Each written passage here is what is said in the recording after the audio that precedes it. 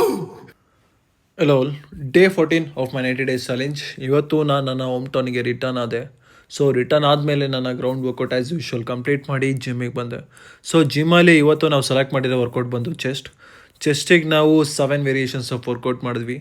Either dumbbell press, barbell press, flies, incline flies. It is ಹೇಳ್ದಂಗೆ ತುಂಬ workout ತುಂಬ ಚೆನ್ನಾಗಿತ್ತು ಎಲ್ಲ ವರ್ಕೌಟ್ ಕೂಡ, ವಿತ್ ಮಾಡ್ರೇಟ್ ವೆಯ್ಟ್. ಲೈಕ್ ಈ ವೆಯ್ಟ್ ಬಂದು ಆಲ್ಮೋಸ್ಟ್ 90 kg ಇತ್ತು, ಆಲ್ಮೋಸ್ಟ್ ನನ್ನ ವೆಯ್ಟ್ ಇತ್ತು. ನಾನು ಲಿಫ್ಟ್ ಮಾಡಿದೆ, ಮಾಸ್ಟರ್ ಕೂಡ ಲಿಫ್ಟ್ ಮಾಡಿದ್ರು, but I took little bit support. Master without support ಹೊಡೆದ್ರು. I am happy for today what I did, but not for tomorrow. ಇವತ್ತಿಗೆ ನಾನು ಏನೋ ಖುಷಿ ಪಟ್ಟಿರ್ಬೋದು, but tomorrow no, I am doing that repeating same. It's not good. Something need to be improve ಅಲ್ವ ಲೈಫಲ್ಲಿ, but I am not improving that ಅನ್ಕೋತೀನಿ ಇವತ್ತು ನಾನು. But I need to improve on that.